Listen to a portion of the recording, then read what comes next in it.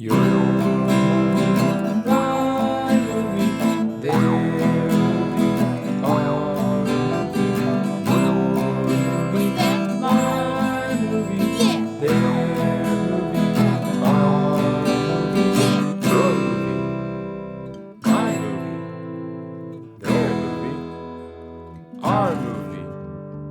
Yeah!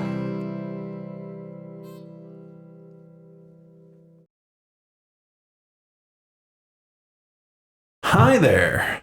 Welcome to Your Movie, My Movie with Dan and Steve. I'm Dan. And I'm Steve. This is a podcast where one of us picks a movie to watch and we discuss it together. In this episode, we're talking about one of Dan's picks, the 2016 movie Buster's Malheart, starring Rami Malek, DJ Qualls, Caitlin Scheel, Toby Huss, Lynn Shay, and Sandra Ellis Lafferty. It was written, directed, and edited by Sarah Adina Smith. We will be talking about spoilers, so if you want to watch the movie first, now's the time to do so. But before we talk about the movie, Dan, who would you recommend this movie for? Anyone going through an existential crisis Really? with antisocial leanings. Ah. Yeah, for sure. Well, I mean, I don't know. Do you think that this movie, does this movie soothe those feelings or, No, not at all. Maybe exacerbate them? Yes. Yeah. The But I'm for the paranoia, revolution, so. yeah, the paranoia you're feeling is totally valid. I saw, what is that one, The Onion? I saw one of their videos and it was titled, "Should the government be spending more money on spying on schizophrenic people?" Well, it's like our last movie, Strange Days. It's not if you're paranoid, it's if you're paranoid enough. That's exactly correct, Steve. Uh-huh. Steven, Yes. who would you recommend this movie for? Well, my recommendation is a spoiler. Okay. So, do whatever you do if you don't want to listen to spoilers, because here it goes. But my recommendation would be for people who want to take the script of The Shining and the script of Fight Club and then shuffle it together and see what you get. That's fair. That's fair. In a good way. Yeah. For sure. Yeah. I actually really enjoyed this movie. Oh, really? Yeah. Oh. Yeah. Mm-hmm. Because you were going to ask me about where it stood on the George Washington scale. Yeah. From what is the opposite? So we have George Washington on one end. What's the other end? Well, no, we'll just judge it based off of George Washington. All right. Okay. But I mean, depending on how you look at it, George Washington is just either a really high or a really low bar, Yeah. Well, that's the extreme. I don't think we've explained it. George Washington is the David Gordon Green movie from 2000 something. Yeah. And it's very floaty, lots of slow motion shots. It's very artistic. Well, it's artsy fartsy. Yeah, it's the movie that you showed me where I understood.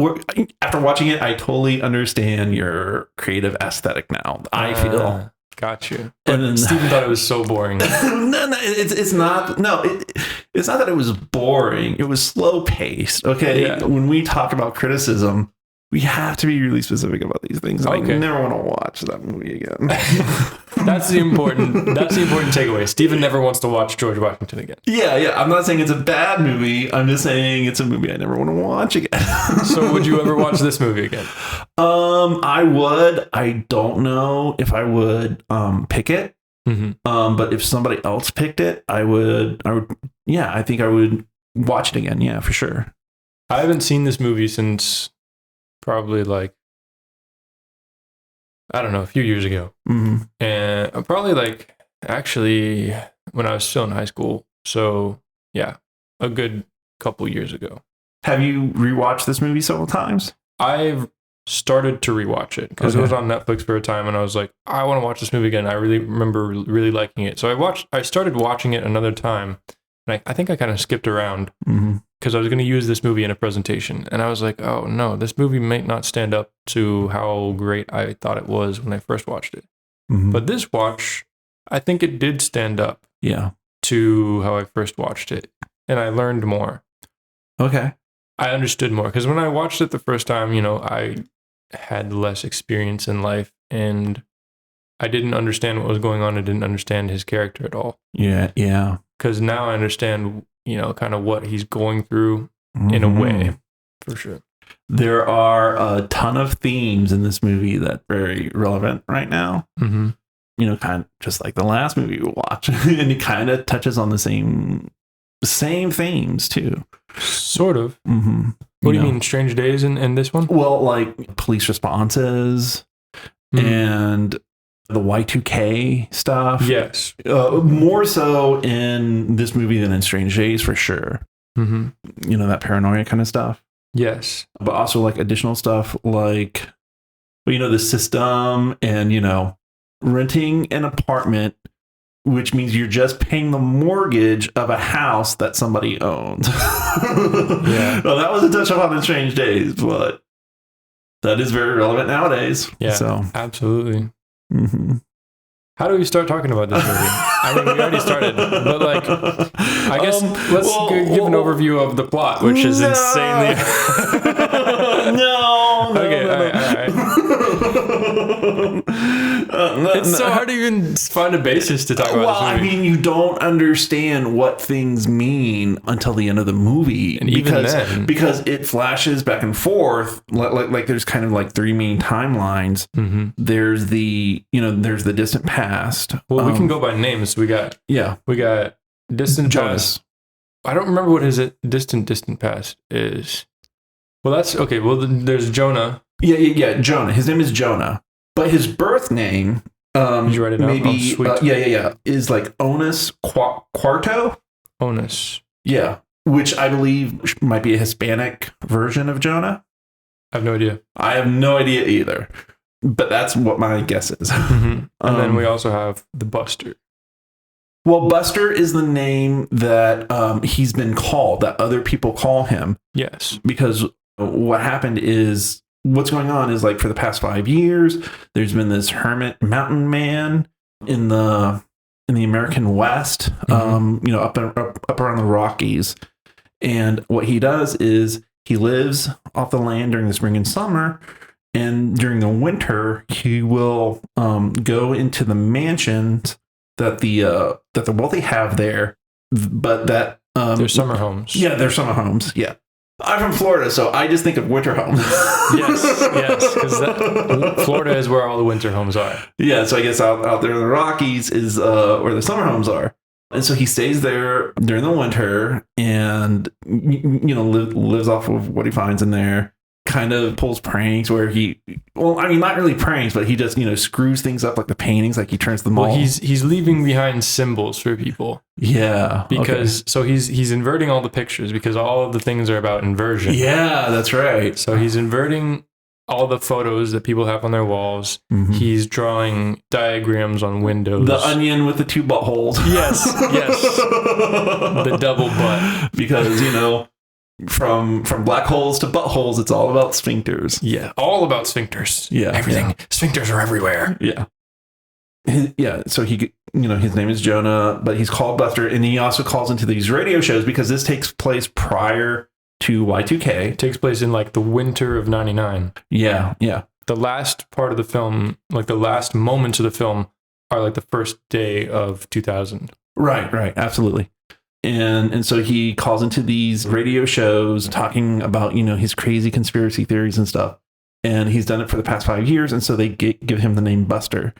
And the local sheriff, they're after him, but they, having a hard time, tracking him down.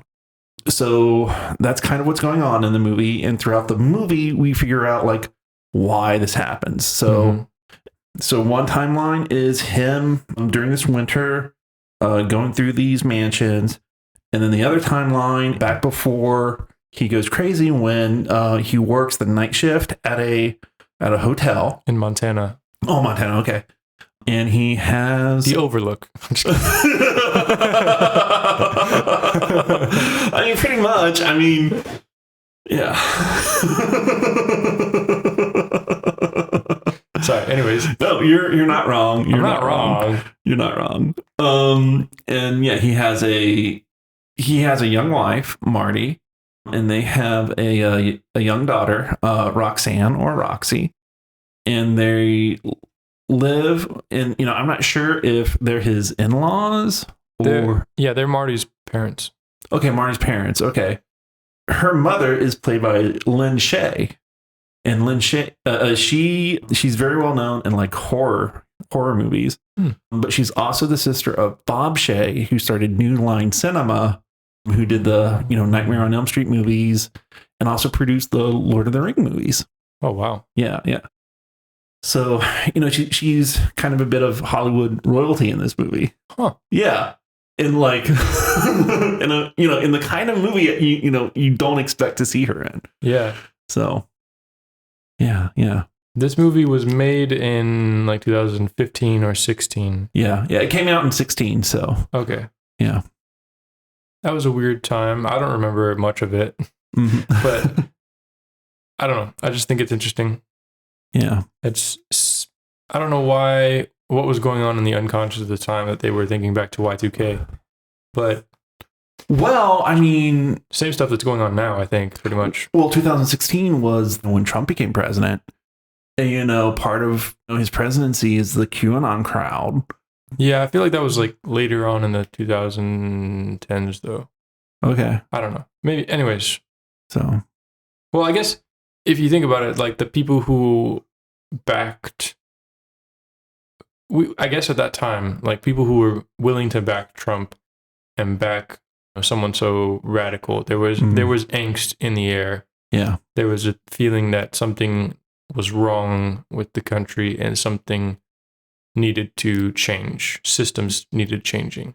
Yeah. And like the wrong type of, I mean, people who were backing Trump probably were having that idea, the same idea, but in the wrong way, or you know what I'm saying? Yeah. There are systemic problems in America, but the systemic problems that the MAGA crowd think are systemic problems are not the systemic problems that actually need to be addressed. Yes. So what's that mean? He's wrong, but he's got the spirit. The angst is there, but it's misguided. I don't know. Well, no. There's that. Hold on. There's that meme. I don't know. Yeah. Sorry, I didn't understand your reference. He's a little confused, but he got the spirit. That's what it is. This will all be edited. It doesn't. Okay. Yeah. It doesn't have to be. No, I want it to be. So yeah, he's got the spirit. God, I messed it up again. He's a little confused, but he's got the spirit. Yeah, that's the meme for the MAGA crowd back in 2016. But another interesting thing was, this is set in the 90s. And like, I think the 90s was really like the, kind of like the last swan song for like real conspiracy stuff. Because, that's the decade when the X-Files came out, and then, conspiracy stuff that really started to happen in the 60s, but then also into the 70s and on afterwards. And so now this is another reason. This is one of the reasons why this movie is kind of higher up than George Washington, because I know a lot about those, that conspiracy theory, subculture. Yeah, I used to listen to Coast to Coast AM with Art Bell, and I miss it so much. That sounds insane. Yeah. I don't know what that is, but it sounds interesting. So Coast to Coast AM, it was this radio show, but it came on at like after midnight, right? And the guy who first started it was Art Bell, and he would get into like these conspiracy theories and UFOs and aliens and the Mothman, cryptids, all those kind of things. And it was great because you'd have all these authors about like, ghosts and aliens and all this stuff, shilling their books. But then you'd also get callers, calling in and talking about their own paranormal and supernatural experiences. And so it was great. And then, he eventually got old and retired, and the show went to George Norrie. And that was around when during the Obama presidency, and then it just became, oh, look, Obama's a bad president. And that's when I really tuned out. So yeah. And, I also read, what is it? The Illuminatus trilogy. Oh my gosh. Which is a very fun book to read, set in the 70s, and it references a ton of the conspiracy theories going on at that time. And I watch X-Files every weekend. And so, yeah, I'm really like when they talk about, the machine and the inversion and Lilith and all that stuff in this movie, I'm like, yeah, man, I get it. Well, I mean, well, the thing is like a lot of what they're talking about, comes from Gnosticism. Which I mentioned to you before, and in our talks, especially in regards to Philip K. Dick, whose works are well known for being paranoid and asking the question about what is reality. Basically, what Gnosticism is it's a form of Christianity where they believe that Yahweh, the God of the Old Testament, is not the true creator God. He's a false god who is trapped in a prison, but he has total control within the prison. And so because of that, he has created us. But he created us to be slaves. And then, but the God outside of Yahweh, the, true God, heathen or goddess, depending, he sent Lucifer to have Adam and Eve eat from the apple, the knowledge of good and evil, which gave us free will. And because we are no longer under the mental slavery of Yahweh, we are able to see past the lies of this world to the true spiritual world beyond, and thus ascend that way. And so Jesus Christ was not actually the son of Yahweh, but the greater God. Yeah. Interesting. Now, that's from what I understand from my reading of Wikipedia. When I looked it up, it was very much like the Gnostics, or whatever you call them, very much emphasize individual experience and like divine experience for each individual. So like God told me this, or God told me that, or I saw an angel or artificial intelligence and downloaded something into my brain. Yeah. Well, the thing is like when you subscribe to a philosophy where reality itself and the system of reality may be a fantasy, the closest thing that you can rely on is your own experience. Yeah. But then that makes you paranoid of others and what others tell you. And this is a very paranoid movie. Yes, it is. Yeah. This movie's crazy. But literally. It's just literally. I think let's talk a minute about Jonah, and I just want to get into like the name for a minute. I know, like I didn't realize what was going on. Like I didn't pick up on everything until like the very end, and then it all clicked in me. Like what didn't you realize, and what clicked at the end? Well, Jonah in the well. Yeah. Okay, and so the opening shot of the movie, is a boat in like an ocean. And you see two people on either end. It's a tiny boat. Yes. Yeah, and they're just bobbing around, and then the sun is very low on the horizon in their background, and it lingers for a long time. And then throughout the movie, wait. Okay, did you see in the beginning, at the end of that shot, they each started to flicker? I did not notice that. Yeah, both people in that boat started to flicker. Okay, that would have clued me in on what happens later. And so, like throughout the movie, as the movie goes back and forth in timeline, it also cuts to Jonah alone in the boat, and like I think at first like there's like a storm, but like he's in the eye of the storm and he's shouting out to God to come kill him, but he doesn't die. So like the storm, it looks like a storm cloud, but then there's the eye, you know, the peaceful eye of light in the center, which is the sphincter. Yeah. I didn't realize that. I didn't notice the storm clouds were, that's crazy. Yeah. Okay. Yeah. Cuts to, you know, all the frogs, which is symbolic of his daughter, because his daughter would play with a toy frog, you know, when she bathed. And there was also a scene. Okay, go ahead. Of his wife showing his daughter a frog and all that. And then I assumed it was kind of like a pet frog almost. Oh, a pet frog. Okay. But I don't know if that's a valid assumption or not. Right. Well, you know, either way, it's clearly a symbol for his daughter. Mm-hmm. And then after the storm, he sees all these frogs in his boat. Mm-hmm. Almost like manna from God in a way. Yeah, that's true. Yeah. Because God didn't kill him. He sent him frogs. Yeah. So... And so then the film goes on, and then at the end, that's when we see Jonah in the boat with his, you know, long hair and his, you know, unruly beard. Mm-hmm. But we also see the Jonah who had cut his hair and his beard. So they're both in the boat at the same time, and they see each other.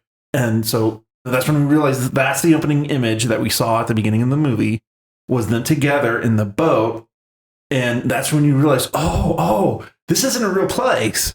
This is his subconscious. Mm-hmm. And so like the sea is often symbolism for the subconscious. Mm. And so that's what it is. And I'm not sure where I saw. Oh, that was at the point, because the unruly Jonah, he's like, yeah, we're like Jonah in the well. Let me see. God's gonna. We're Jonah in the belly of the well. And so that's when I'm like, like this is the metaphysical prison, you know? Mm-hmm. And he's like, God is not merciful, but he is efficient. Maybe he'll eat one of us and spit the other out. Yes. So like, that's when I knew, this isn't his mind. This is his mindscape. Yeah. Yeah. And I think this could be right. This could be not. Uh-huh. But one of the two Jonahs in the boat has extremely blue eyes. I noticed that too. Vibrantly blue. Mm-hmm. And there's a comment that Jonah makes in the hotel to one of the staff, the staff who knows his mother. Mm-hmm. She speaks Spanish to him, and they have a relationship. Uh-huh. But she says, "Oh, your daughter, she's so beautiful." And he says, "Oh, but she doesn't have." No, she's. I remember that too. Yeah. She goes, "Oh, your daughter's beautiful. She has your eyes." And he goes, "I have brown eyes. My daughter has eyes like the milkman." Yeah. Which is a joke, but also it's kind of a underlying hint to that paranoia, and that the other Jonah has blue eyes. Mm-hmm. And which Jonah is the daughter? Which is the father? Yeah. Sorry, yeah. Thank you. You got me there. I thought that was really interesting. And that was a detail I noticed this time. Yeah. Well, I mean, I noticed that the ruffian, Jonah, I noticed the blue eyes too, but I didn't know if that was like a plot point, or like if it was just the way it was shot or not, because the other Jonah, his eyes weren't as vibrant. So yeah, I think they did some sort of editing. I think they had to have. Okay. Or maybe they had the unruly one, wear fake contacts. Yeah. So. Yeah. Okay. Yeah. Interesting. Mm-hmm. And yeah, it's just very interesting. When he's working at the hotel, mm-hmm. we get the sort of corporateness and the trap mm-hmm. that he is stuck in, which is society as a whole, sort of. Yeah. And they do such a great job of just like beating the crap out of his soul. And it was so funny because there's a moment whenever he's getting interrogated by the police officer after, spoiler alert, his wife and daughter turn up dead in the hotel room. There's a smile, strive, succeed poster. I saw that. Yeah, yes. I noted that too. Yes. Like, that's all you got to do to make it in this world, And mm-hmm. it's like, fuck that. Mm-hmm. And just like, and I love the scene whenever I don't know what his other name is, but this guy who has been there longer at the hotel mm-hmm. than him, is talking to him. He's the guy that was supposed to go transfer to another hotel so that Jonah could have the day shift. Right. But he's talking to him. He's like, oh, if you think about it, we're really close to, the people who are hiring and firing people and running companies and corporate heads who visit here. Yeah, we can rub shoulders with them. Smooth talk them. Have you ever thought about getting an MFA, Jonah? No, not an MFA. Oh, sorry. It's an MBA. Masters of Business Association. Yes, sorry. A plague upon all mankind. Yes.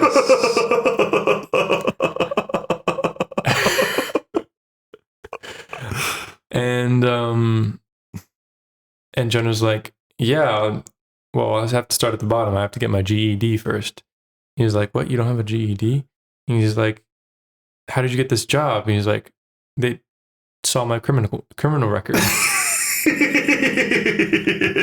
And it's crazy because like you really realize at that point in time, you don't know anything about Jonah. Yeah. And the more you watch it, the more you realize and learn about him, which is that his wife worked in a soup kitchen. Yeah. And she saw him at the soup kitchen. And basically they started this relationship. And somehow they get married. Well, hold on first, because like the reason why she works at the soup kitchen at the church is because we find out in the movie that she's a substance abuser. Oh, when did we find out that? Oh, that was fairly early. She's up in front of she's up at the church. Oh yeah, and she talks about how she used to be on drugs, but this church was the one who helped her out and help get her get clean. So like she has a dark past too. Yeah. So it seems like kind of one of those things where basically, not beat around the bush at it, but you kind of have these broken young people, two broken young people who kind of find each other, and then they try to support each other and love each other despite their quote unquote brokenness. Not that I'm saying you're broken. If you're, but this is storytelling, and that is a trope. That's all I mean. So yes. I'm trying to find, there was a line when they were talking about this. Oh, when she says, what it was is like, he talks about like how he was like some guy off the street, and then he visited her at the soup kitchen, and he got this nice Christian girl. And that's how he says like he won the lottery by marrying her, and then she gave birth to Roxy. And then she says, well, that's not how I remember it. I remember pulling you into the kitchen and the soup kitchen. Oh, you say it.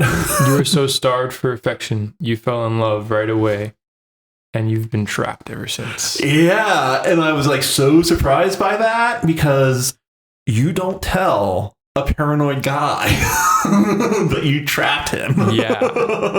But maybe that's the trigger for what happened. Oh, it totally is. Okay, yeah. It totally is. Because so we have this other character, the nameless man, who shows up to Buster or Jonah. Well, before we get into that, let's talk more about Jonah's character. Like I said, this movie is like a mixture of The Shining.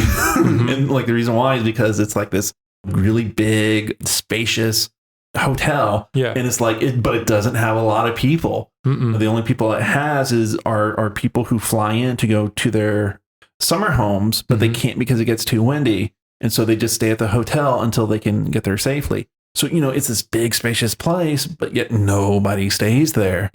And that'll drive a person crazy, especially since he works a night shift and he's all alone, except for the maid who works there too. And also he has trouble sleeping. That's one of the reasons why he tries to get to the day shift. But it's also kind of funny because if you remember Fight Club, the protagonist of that movie, he couldn't sleep either. Yeah. So it's like both of these movies use that trope. Insomnia. Insomnia for, multiple personality, basically. Yeah, sort of. Yeah. Yeah. So that's what goes on. And so, yeah. And then another thing that we find out about him is like he watches the TV with the scientist looking guy. Yes, it's wonderful. The guy looks like a cartoon character. He has this like crazy, like stingy mustache, and he has the most like lines on his face that are so deep, and like his eyes are so puffy, and it's just like it's just a very, very searing image into your brain. Like it's like Kurt Vonnegut on heroin kind of thing. Mm-hmm. And he's like this scientist who's like telling them all about the inversion, the butthole with two ends, the black holes that are buttholes and that are No, that's the kind of guy Art Bell would like. That's exactly the kind of guy. It's wonderful. So, but he's eating this stuff up and like infinite energy in a finite setting. Yeah, absolutely. And that's kind of the Outlook Hotel, aspect to it. And also, they have a plan, and their plan is they have a plan for their family, and this plan for the family is to save up their money, and that's why they're living with his in-laws so that they can get a plot of land. Mm-hmm. And he says, like, yeah, there's a lot of fish, on that stretch of the river. So, all we have to do is fish, and, we can go grow a garden, and then maybe just work part-time for some money, and then, we can be really self-sufficient. And it's like, oh, that's when you find out he's one of those. Yes. And she might not be, Yeah. Because there's a huge fight they have whenever she says that she's been looking into apartments. Yeah. This completely contradicts his dream for them, his vision. And they blow up and they have a big fight. Yeah. He breaks some dishes. It's a great, it's a great piece of acting, I think. Yeah, and then after he says, I'm sorry, that's not me. And she's like, no, that is you. Yeah. And it is him. It is him. Yeah, and the reason why they have that fight is because Lin Shaye plays his mother-in-law. Oh my gosh, she's so good as like the religious overbearing. Like, there's a bit I really liked that they showed, like, so in the beginning of the film, in the beginning of that flashback era, so that like that, in the beginning of that time chunk of Jonah's life, whenever they're living with the in-laws. So we see Roxy, the daughter, she's watching TV, and it's this old man in his underwear. Like, well, it's a cartoon. Yeah, it's a cartoon. Sorry. Yeah, thank you. It's a cartoon of an old man in his underwear, kind of just doing cartoony shenanigans. Uh-huh.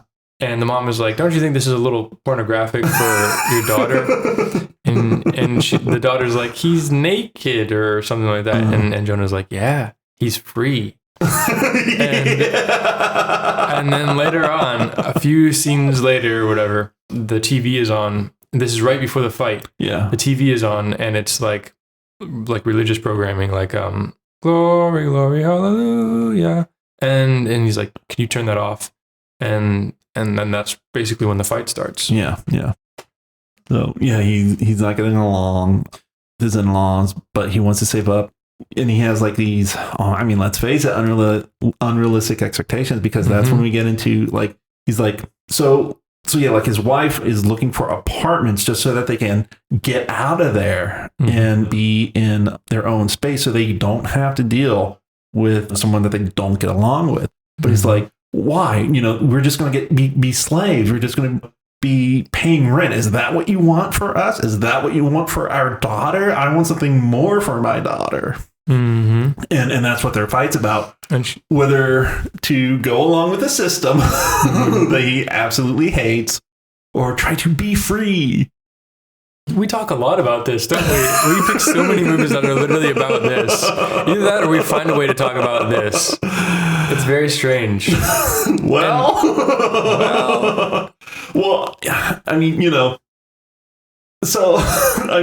cyberpunk, this is what cyberpunk is. We are living in cyberpunk. Cyberpunk is now. Because, that's kind of what, Strange Days was. And I could go on and on. We've been warned, people. We've been warned. Yeah. But the people in power don't want us to listen, and we won't. And so now I'm sounding like, even though it's true. It is true. It's crazy. Yeah. It's really scary sometimes, man. It's very scary. I was, so So there's a cyberpunk game, Cyberpunk. Well, there's a few based on the IP, but there's Cyberpunk 2020 and Cyberpunk Red, which are RPGs.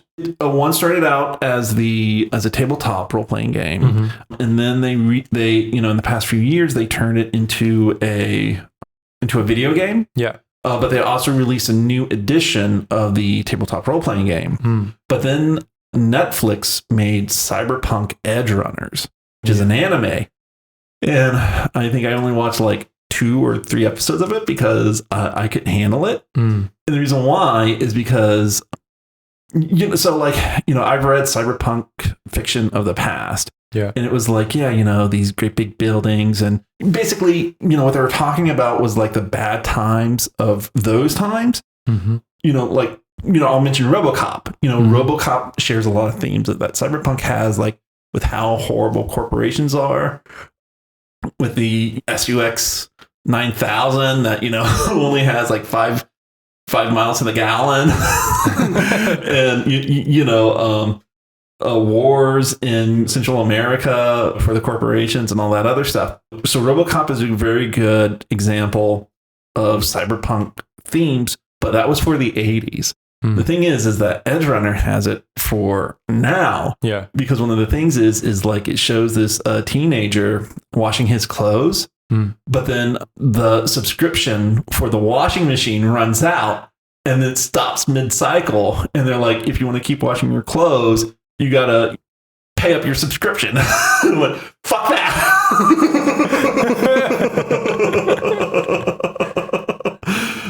Fuck that. What? What Christians believe that the barcodes were in like the 80s? That's what I think subscriptions are now. I haven't heard about that. That sounds insane. That sounds wonderful. I don't believe that religiously. It's just like, that's how terrible it is. I think like BMW, I think one of the premier elite cars, like they have seat warmers, but they want you to pay a subscription service for the seat warmers. Like that really happened. That wasn't in a cartoon. That happened. That's insane. Yes. It's just so freaking disheartening. Yes. So yeah, we come to now. I think this is a perfect segue to the alter ego. Okay. What's his face? The last free man. The last free man, the prophet of the second inversion. Yes. Yeah. Second coming, aka, I don't know. Maybe, I don't know. Interesting. But he says the first inversion was when Eve. Well, do you want to talk about how like he shows up and stuff? Sure, you talk about that. Okay, yeah. So like, it's funny because Jonah is like in the back watching the TV and he's asleep, and then he hears someone wanting a room, out in the front room, and so that's when he wakes up and he goes out there and he's like, hey, I want a room, and he goes, okay, well, do you have ID? And he goes like, no, man, I'm not in this system. I don't believe in that stuff. Yeah. And he's like, well, I can't give you a room without your ID. He tries to pass him a 20. He's like, no, I can't help you. He's like, oh, man. And so he's like, well, can you open up the bar? And he's like, no, it's closed. Yeah, but you can still open it, right? Don't you want to be free? So he convinces Jonah to open the bar. And yeah, he has a drink. And that's when he goes into his spiel. And so, yeah. Yeah. But it's funny because it's like, the reason why it's so great, I think, is because it's like, it's late at night and he hasn't been sleeping anyway. And so it's like, there's late at night, that's when you have these thoughts. Yeah. Most people don't have these thoughts during the day. It's late at night when you're all alone. And yeah. What I think is really interesting is that, the free man, everything he does is possible just because of the money that he has, in a way. Yeah. Or the connections. But I think it's really funny because he's talking about, I'm the last free man and you're a slave. He says concierge means like fellow slave or something like that. And but they're at a vending machine and the free man's that's dollar right. bill is wrinkled. So he takes a dollar bill from Jonah, and then he gets his food. That's right. I didn't catch that. Which is just hilarious because even this free man is not able to get food without, a dollar bill. Well, that's because he's not real. Mm. He has a not real dollar, so that's why it didn't work. So that's why it took Jonah's dollar. So that was a bit of foreshadowing. That's great. And that's why also, it's part of his character, the free man's character. He didn't give the dollar back. Yeah, I just saw. But I noticed that too. It could also be part of that too, because if you put a dollar in, there's no way you're getting a dollar back. That's right. It's impossible. Mm-hmm. But I just think it's interesting that he uses money to try and get past around the ID thing. Yeah. It's just like he is connected to money, and he is. Mm-hmm. Well, he says that he's like a computer programmer, and what does he do? And he explains to Jonah what he does, but in a totally unhelpful way. Yeah. Because he says so there's a system, and the system is binary. Okay, it's all logic and reason, and because it's binary. But the thing is that there's bugs in the system. There's bugs in the system. Yeah, and so I'm an exterminator, and the system hires me to get the bugs out, and that's when he goes into the more. But I'm outside of the system, and that's why I can see the bugs. He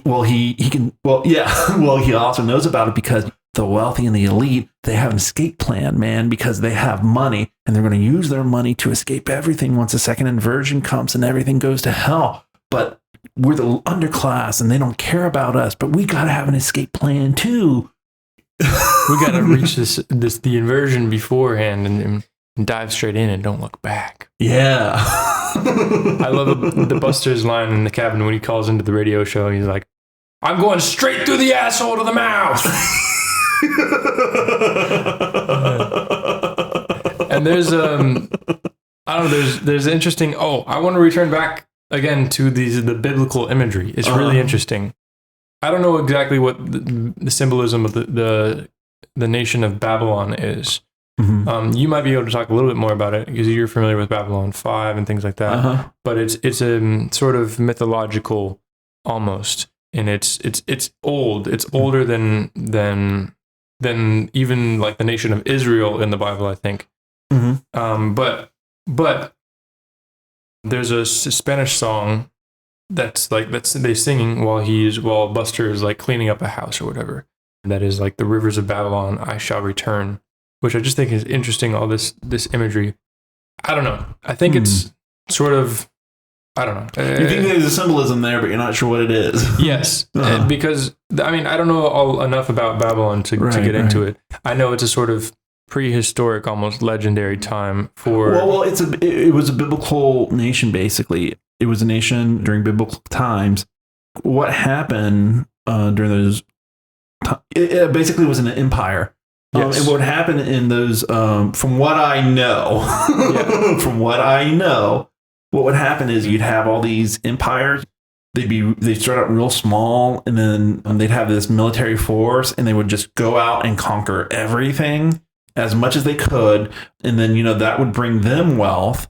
But then, they'd get complacent, they'd get stretched too thin. And then they'd piss somebody off, and then that person would fight against them, conquer their territory, become an empire themselves, keep conquering until they get spread too thin, and so on and so forth. So that's one of the things. But, another thing is like the Tower. Well, no. The Tower of Babel. Well, but does that have anything to do with Babylon, though? Yes, and so some people say it does, some people say it doesn't. I was recently watching this sort of theologian guy. Uh-huh. And he was saying that is part of Babel. It is from the kingdom of Babylon. Okay. And the story of the Tower of Babel is God saw man, and they were getting together too much. They were creating a tower that was too big. God didn't like it, so he created all the languages to confuse them so that they couldn't communicate. And I just think that's really interesting. I just really like the symbolism that they're pulling from in this movie. It's really interesting. Another thing about Jonah. This is, I'm kind of switching topics here, but Jonah was sent to preach the gospel to the Ninevites. Mm-hmm. But he was like, no, screw the Ninevites. I don't want any part of that nation. Right. They're all evil. They're all the worst. They've I think they actually persecuted some of Jonah's people as well. Mhm. I don't know for sure, but he's like, no, I'm not talking to the Ninevites. I'm not trying to help them Mhm. because they're evil. So I think it's interesting also that Jonah is trying to sort of set himself apart from society because he is contemptuous of it. But the thing is like he's also talking like a prophet, saying all this stuff is going to happen. All this stuff is going to happen. Yeah. So that's another biblical reference right there. Yeah. It's true. Well, I don't know if that has anything to do with anything, but you mentioned song references, Babylon. Mhm. Well, there's a story in the Bible about Nebuchadnezzar, right? Like, I don't remember it exactly. Whenever God's writing on the wall, I don't know. I thought that was, that could have been someone else. yeah. Well, I know what happened with them. I believe what happened with Nebuchadnezzar was like he affronted God, and so then God made him crazy for a while. Oh yeah, he turned him into an animal. Yeah. So he was running around the field, naked with his hair all messed up and, long nails. And then we see throughout the movie, Jonah's, having that unruly hair. And, there's even that part where he cuts his nail, snips his nails and makes a little triangle out of it. And, later cuts his hair. There's just so much symbolism in this movie, but it is cool because it all does tie into the story. Mm-hmm. Yeah, it's not like just meaningless symbolism. It is symbolism that you can somehow tie back. Maybe. we There's a lot of Pony Smashers video. There's a lot of stretching that you can do. Yeah. But I think that there are seeds in this movie that you can follow for a long time, and that's part of the fun of this movie. Is that you can sort of follow all the different little ideas that it plants in your head. Yeah, absolutely. Yeah, I don't know. But I want to talk about the ending a little bit. Well, did you want to talk more about the stranger? Sure, go ahead. The second prophet, or the prophet of the second inversion. Because, the interesting thing is, this is where I was wondering, okay, are they gonna pull a Fight Club here? And they did. When did you start wondering that? This was when I was wondering it for sure. Because they came up with a little. Okay, so what happens is Jonah, he's having trouble sleeping because he has to stay up all night to work his night shift, and then he gets home and he tries to sleep because it's day. He's having a hard time sleeping through the day. So he's been taking caffeine pills and all this other stuff. And also he's trying to earn money. He needs money to buy the piece of land because he doesn't want to be a slave to landlords, basically. Yeah. And so he comes up with this scheme with the stranger where the rich people who have the mansions, who stay at the hotel for one night, they have their jewelry in a carry-on. They have their flights, and their flights get delayed because of the winds. So then they stay in their hotel, and they go down to the restaurant and eat, and they have their jewelry in their carry-ons because rich people don't want to check their jewelry because checked bags are unsupervised. Right. And so they come up with this scheme where Jonah will signal the stranger while the rich people are eating and not in their room. He'll signal the stranger, and the stranger will sneak into their room, steal a few of their jewelry, not the richest stuff, just stuff that they think might have gotten misplaced, steal that, and then head out. And then that way they can, steal jewelry, and he can, get money for this cabin that he wants. And yeah, so that's when but it's like so coordinated. Yeah. In the movie, it's so coordinated because Jonah calls the room to make sure that the people aren't there inside. And, that's when he, signals the stranger. And then while the stranger's in the room, when he sees the rich people go start walking towards their room, he'll call the phone in that room to signal to the stranger to leave now. So it's just so coordinated, and there's so much coordination going on. I'm like, that's an altar. That's an altar. That's a personality. Yeah. Interesting. Yeah. Well, I mean, because when Jonah discusses his plan, because he's in the racquetball court, and you see him throw the racquetball by himself at first, but then it cuts to an alternate angle where there's strangers there, and then they're passing the racquetball back and forth by bouncing it. That's when I figured it out. Interesting. That's a bit of imagery too and symbolism that I didn't pick up on either. Yeah. That's so cool. Yeah. So that's when we learn that the stranger, but also Jonah, he probably really was criminal. He probably really does have a criminal record. Yeah. So. And we kind of learn his dark side in that way. You know? Yeah. We start to ramp up. The robberies get less and less subtle. We see Freeman, stranger. He reaches into a bag and finds a wad of cash. First, he takes just one bill, like 100 or 20 or whatever, puts it back.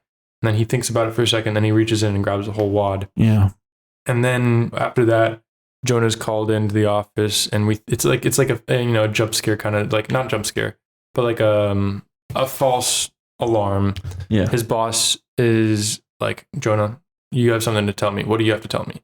And Jonah's like, no, I don't have anything to tell you. And then boss pulls out caffeine pills, which is another sort of like overbearingness sort of kind of from the boss. Yeah, because he snuck into Jonah's locker, employee locker, to figure that out. And it's like, so like, now that's perfectly normal if, you got rumors or complaints from the customers that somebody's been stealing from them. Mm-hmm. But it's like, apparently he didn't.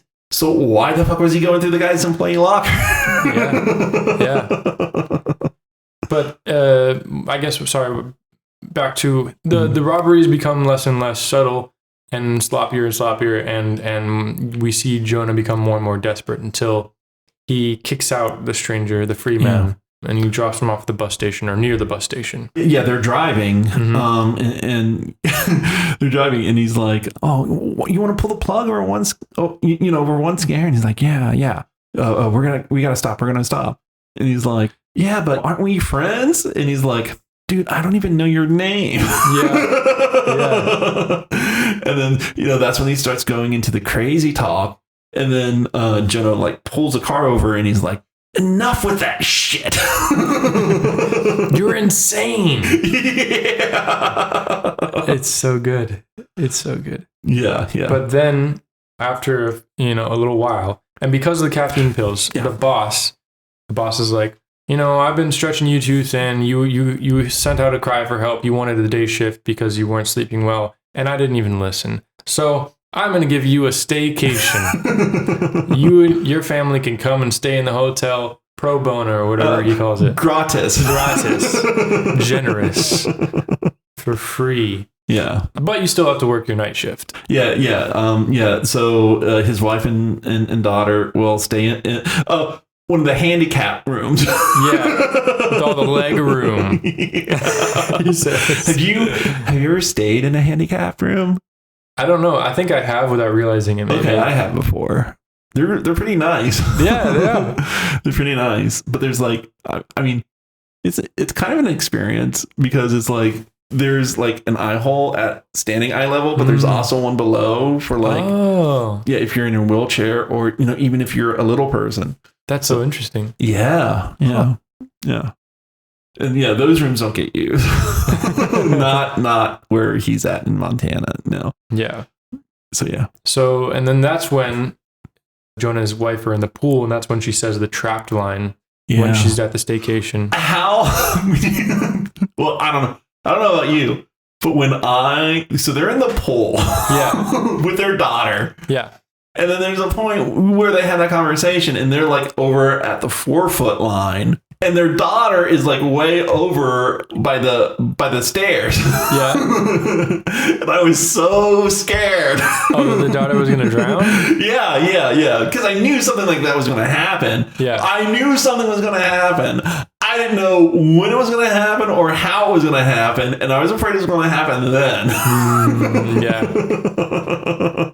But I mean, I guess that's great foreshadowing to tense you up for what really happens. Yeah. So. And I love the pool imagery too, because we get underwater shots. Yeah. We get the inversion in a way. They're underwater. Mm-hmm. And whenever Jonah hears the trapped line, the now you're trapped with me, with us, he like looks off into the distance, and then he goes under the water and sort of rubs his face. Mm-hmm. And we follow him down underneath the water.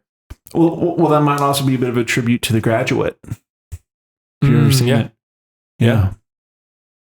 I think it's also to I think it is, but also like among the symbolism of the sea and the inversion. Mm-hmm. But anyways, that's whenever, right after the robberies start ramping up, then that happens. And then the free man comes back. The stranger. Yeah. During their staycation, one night during their staycation, Jonah's smoking a cigarette outside, and then we see the prophet of the second inversion come up, and his face is all beaten, and he's like, "What happened to you?" And I got beat up. I don't have any money. Can I have a room for the night? Just for the night, man.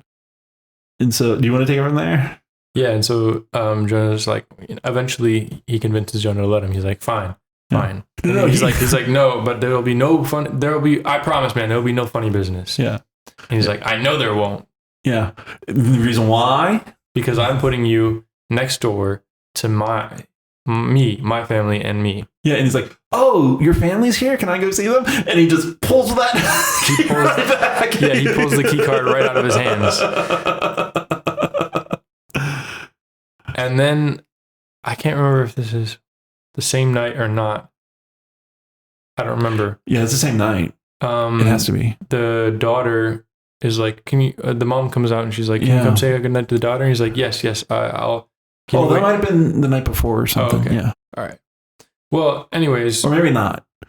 Maybe it is the same night. I think it is the same night. I think it's the same night, yeah. Because, so Jonah is like, they're like, can you come say goodnight to your daughter? He's like, yeah, I'm on break in 20 minutes. Can you wait up for me 20 minutes? And so they're waiting, and he has to deal with an unruly customer. And then he's downstairs, and his boss comes in. Yeah, he's about to go on break when his boss comes in. Yeah, he's about to go on break when his boss comes in. He's like, hey, did you get that paperwork done? He's like, I'll have it to you first thing tomorrow morning. He's like, actually, it's going to take you 30 minutes, and I need it tonight. So get on it, basically. Yeah. They have another 50 minutes to wait or 30 minutes to wait. And so Buster's stuck. Well, I think he just spends his break doing that, and then he has to go back to work. So it's not until his shift is over that he's able to go back to his family. Yeah. Well, then he goes back to the hotel room, and that's when he pulls off the covers. Yeah, he sees his wife and his daughter cuddled up together under the blanket, in their bed. He gives them a kiss, and then and the TV comes on. Yeah. And it's just the static channel. Yeah. And then he kind of has this dread in his eyes. Yeah. And then he looks down at the bundles of the bed, and he like slowly pulls back the covers, and there's just a pool of blood next to his child and his wife.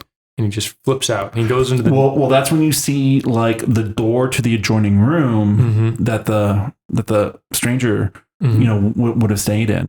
And that's when he goes into there to see if he's there. And how's it look? He's not there. But he trashes the apartment. It's not that the stranger isn't there. It's like there's nothing there. Yeah. Nothing's out of place. The bed hasn't been ruffled. It's like nobody has been in there. I didn't even catch that. Yeah. Wow. Oh, whoa. And whenever he comes in at first, whenever Jonah comes into the room at first, he hasn't even checked on his wife and kids yet. He just got off shift. He goes into the bathroom and he leans up against the wall, and then he looks in the tub, and the tub is almost near overfilling. Yeah. And there's a little toy boat in the bath water. I don't know. It's just great imagery. That was planned. Yes. That was planned. And so he pulls the plug to let the water out, a hole at both ends, a whirlpool. Anyways, and then he goes and sees his wife and daughter. That's right. Craziness. This movie is really good. I mean, it's a funny thing because it's like we've seen Fight Club, that's come out, and The Shining, we've seen that. But it's like, even though this movie is like so similar to both of those movies, it's also really its own thing. It really, really is. It is. It feels completely different. And I feel like it's saying different things in a way. I don't think, it's saying a lot of the same things, but it also isn't. And I think it is interesting that it wasn't directed by a man. Yeah, I was just about to say, The Shining, was directed by Stanley Kubrick. And he was a terror on that set, at least to Shelley Duvall, And then Fight Club, that basically became a an anthem movie for incels, who thought that Tyler Durden was right about everything. That movie has a very misplaced fandom. Because directed by a man. Although I don't think he intended that. That was very unintentional. For the director. Yeah. And then we have this movie written, directed, and edited by a woman. Like, so she has like a lot of editorial control over this. A lot of authorial control. Yeah. And I think it's interesting too. I mean, it's not like it was a joke, I think, but it's also interesting that the free man in his first talk at the bar with Jonah, he's talking about the first inversion. He's like, the first inversion was when Eve made Adam eat the fruit, and the fruit is just a metaphor for the clitoris. But it is interesting that like that somehow is the first inversion in this man's mind. And he's talking about almost like the glory days when like sex was rape practically. Sorry to use the R word, but that's what he says. And he's like almost fetishizing this outlaw land before society, when men were men and only the strongest survived. It's just really interesting. And here he is, like this skinny, like super skinny little programmer with giant glasses and like a nerdy build. But it's just really interesting because I don't know, it's like how much of these feelings are valid and how much of them are just invalid, toxic masculinity. Have you ever, I know you haven't, but I still have to ask, but have you ever seen Life of Brian? I watched like the first 5 minutes of it. Okay, yeah, because there's this part where the Jewish zealots who are against Roman occupation of the Holy Land, they're like, what did the Romans ever do for us? Well, they gave us roads. Well, besides the roads, they built aqueducts. Well, besides the aqueduct. I think I saw that part. Yes. It just goes on. And it's like, that's the valid criticism of all this anti-establishment rhetoric is that, you may hate the system and the system does have problems. But there's a reason why people are, become complacent with the system, because it generally works for them until it doesn't. And then that's when you get revolutions. Yeah. So it's just very interesting. I don't know. There's so much symbolism in this movie. This movie. Yeah. It's very surreal, and it's because it wants to utilize the symbolism. And I think that's what elevates this movie to like really high level of craft and of filmmaking. It's just all the interweaving. We have Jonah's boss at the hotel. He's like, "Oh, you're not sleeping well. You just need to take some drapes home from the hotel we renovated. Gratis. And make your room a cave. Yeah. So that you can sleep during the day." And but towards the end, but then that would just put him, he'd just be in nothing but darkness, so absolutely true. Nothing but darkness. And in the end, he is hiding out in a cave from the cops, and he blows out the fire. And let's just talk about the ending really quick. Well, before we get to that, can we talk real quickly about the elderly couple? We have to. Oh my gosh. So he's at this one house. And he's wearing like a red long johns, and this is in his Buster stage when he's going to breaking in houses and stuff. In his Buster stage, and then an elderly couple come in, and like the old man goes, "Are you Santa?" And so it's basically grandma and grandpa. He came to the house before the rest of the family did, and they brought groceries. And so there's this great scene where they're tied up to the chair with Christmas lights. And then he's cooking them Christmas dinner. And the grandma, she's just trying to be as nice and gracious as can. Oh, that's great. Yeah, that's great. Scared out of her fucking mind. And grandpa has dementia. Yeah. So like it's so interesting because it's like he's crazy too. And this poor woman, and she's caught with the both of them, right now. And it's like, what happened to them before and then up to this point, that's a movie in and of itself. Yeah. And it was so great because like while he's going through the kitchen, making dinner for them, he has, the shotgun, on his shoulder. And then, he goes to sit down and says, no guns at the table. And so he just, nods and takes it off and sets it on the counter. And then he starts feeding them while they're still tied up. And I could go on more about that scene and how great it is, but you should just watch it for yourself. You have to watch it. Yeah, for sure. It's lovely. So Jonah is at his wife and kid's funeral. Yeah. And the funeral procession is going towards the grave site. Well, before he finds out that the prophet of the second inversion wasn't real. Oh, yes. Sorry. Because the police, the detective asked him when the stranger showed up, and he gave him a time. I think around midnight. But he says, "Well, after midnight, there's nobody on camera on the security camera but you." And that's when he realized that he was really the stranger, and he was really the one who murdered his wife and daughter. And so, so he realizes that. And then there's the funeral procession.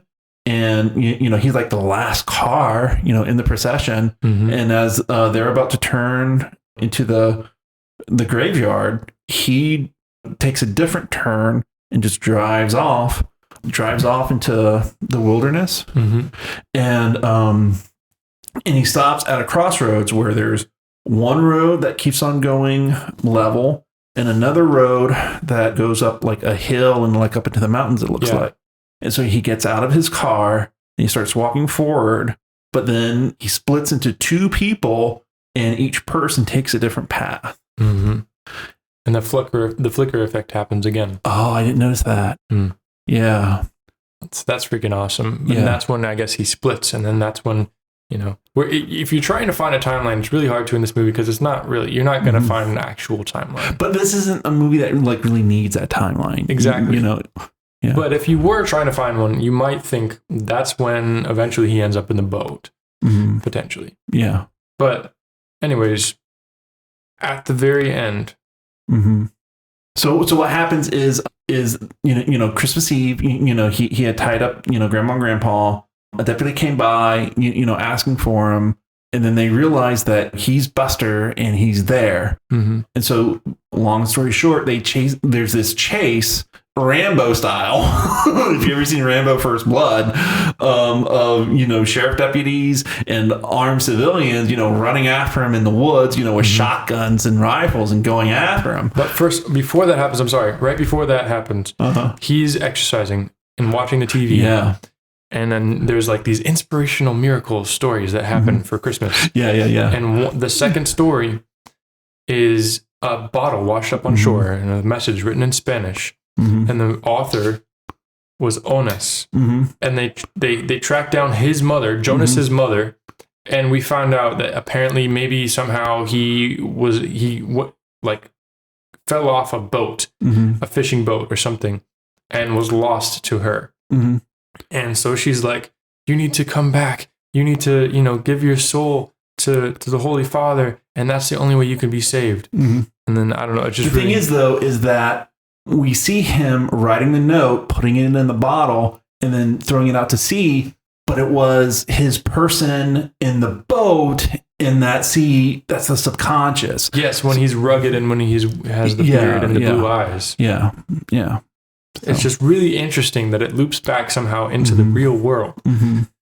Anyways, that's when he goes on the run and they're chasing after him. Also, it's funny because you have this like essentially lynch mob going after this guy who's been wanted for 5 years, shooting at him with guns and a rifle because he broke into people's homes.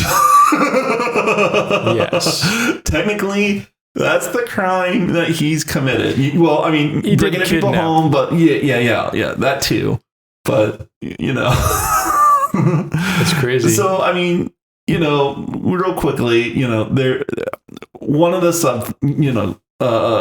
smaller themes, I guess you could say, is like, police have to deal with mentally ill people, but maybe police aren't the best responses for mentally ill people. Maybe, just maybe, it's mental health-esque experts who can provide them with the help they need so they aren't a danger to themselves and society, instead of men and women trained to pull their guns and shoot people in self-defense. Yeah. Maybe. Maybe that's a bit of a theme here. Maybe. So, okay, last part.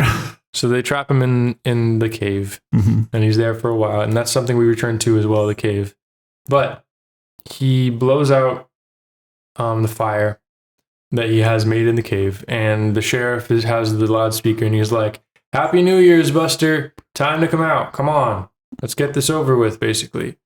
And Buster walks to the entrance of the cave and holds his shotgun up into the air. Yeah. Looking straight into the sky. Yeah. Pulls the trigger. Yeah. Suicide by cop, is what it seems. Yes. Yeah. But also, I'm shooting at God. Oh, yeah, that too. That's what he was doing there. And shooting a hole in the sky, maybe shooting instead. A hole in the sky. Yeah. Or that too. And it's New Year's Day. It's the magic hour. It's the witching hour. Yeah. And so then we cut back to the cops' point of view, and then they're just shooting into the cave, and it's just a puff of smoke just wafting into the air. And they go up there, and there's no one there. Yeah. And then we cut, and it's this serene, beautiful shot, the shore, the waves crashing up. Yeah, there's a mountain. There's a mountain in the background, and then we see the shore, the beach from it, and then the waves are gently lapping on the shore back and forth. Just as the sun is setting, it looks like. And then we cut to Buster, Jonah, Onas, face down in the sand, and the waves washing up around him, and he sort of puts his head up, and then in the background, his wife and daughter are in the water, blurry behind him, playing. He's made it. Yeah, he's made it into the inversion. He's made it in ahead of everyone else. The other side, the island in the eye of the storm of the universe. Very crazy. That got mentioned. So yeah, that was Buster's Malheart. Do you know what mal means in Spanish? Yeah, it means bad. Yeah. He even says it in there. I feel like I got a bad heart. Oh, I didn't notice that. Yeah. Oh. Anyways. So yeah, any final thoughts? I'm just thinking more about it. The Spanish English. The daughter is bilingual, and there's sort of an inversion there, like a duality. Anyways, there's so much to talk about. No, I can't say anymore. Just watch it. It's really cool.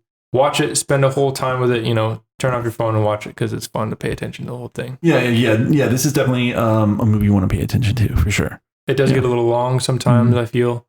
But maybe not. I thought it was pretty well paced, and that's another reason why I like it to George Washington. There's no real lingering in this movie. Yeah. So yeah, I think this movie is very well paced, and something's always happening. And so yeah, I don't think it's a struggle to watch it at all, for sure. I mean, it's a surreal. I mean, it's not the most surreal movie I've ever seen. It's like you'd have to be like super obtuse to kind of not get what's going on. Relatively speaking to surreal movies, I think this is a pretty easy watch. Yeah. Especially because like there are so many surreal moments, but there's also moments grounded in reality. It's grounded in reality, but there are just like little things that are off, and like that's what keeps your attention to it. So it's not like Zardoz or a super, what is it? El Topo. It's not, it's not one of those movies. So, if you're scared of those kind of movies, I think this is a pretty good movie to dip your toe in if you want to watch some surreal cinema. Yeah. I don't have anything else to say. Okay, me neither. Except for, I guess. Bye, guys. Bye. That was Buster's Malheart, and this has been Your Movie, My Movie. Okay, bye. Bye, guys. With Dan? Oh, with Dan? And Steve. And Steve. Okay, guys, take care. All right, bye, y'all. Bye-bye.